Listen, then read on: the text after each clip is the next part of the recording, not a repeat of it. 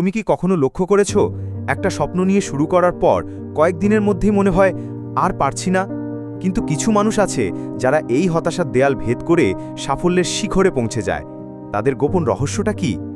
আজ আমি তোমাকে সেই রহস্যটি বলবো যা তোমার জীবন বদলে দিতে পারে।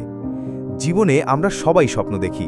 হয়তো তুমি একটা ব্যবসা শুরু করতে চাও, একটা পরীক্ষায় টপ করতে চাও, নয়তো নিজের শরীরকে ফিট করতে চাও।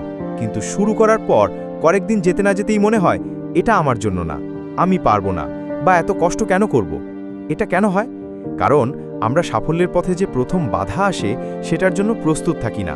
আর এখানেই সফল মানুষেরা আমাদের থেকে আলাদা। তুমি যখন একটা বড় লক্ষ্য সেট করো তখন মনের ভেতর একটা ছবি আঁকো।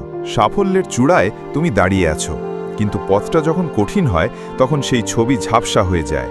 তুমি ফলাফলের দিকে তাকাও আর ভাবো এখনও তো অনেক দূর। এই ভাবনাটাই তোমার উৎসাহ কেড়ে নেয়। সফল মানুষেরা এটা জানে, তাই তারা বড় ছবির দিকে না তাকিয়ে প্রতিদিনের ছোট ছোট কাজের দিকে ফোকাস করে। সফল মানুষেরা ফলাফলের পেছনে ছোটেন না, তারা প্রক্রিয়াটাকে উপভোগ করেন।